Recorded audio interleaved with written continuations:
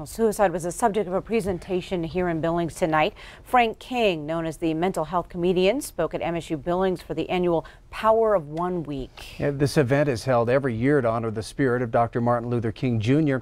This year's theme focuses on bringing awareness to the suicide rates of college students. Q2's Zoe Zandora met with Frank King before he spoke this evening, and she has more about what he had to say. Thanks, Russ and Janelle.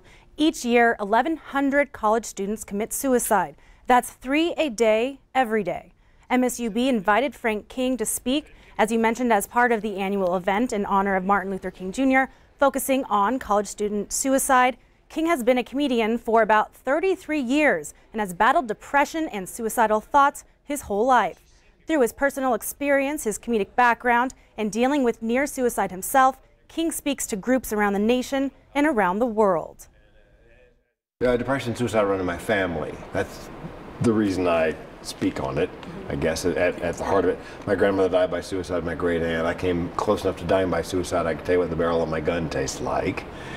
And that's how I got into speaking on, I did a TED Talk and came out to the world at age 58 as depressed and suicidal. Nobody knew, my wife didn't know, my friends, my family, nobody had any idea that I was, that I had 2 mental illnesses.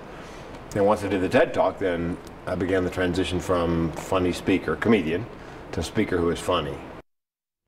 You know, people ask, how can a comedian talk about such a serious topic? And I asked Frank about that, and he said, talking 45 to 50 minutes about something so serious, it just gives people a little comic relief, if you will. They are all organic stories that he tells, and it's just humorous moments, more or less, because it is hard to talk almost an hour about death and dying. All right, thanks so much, Zoe. And if you have any thoughts or know of anyone, the number for suicide prevention is on your screen right now.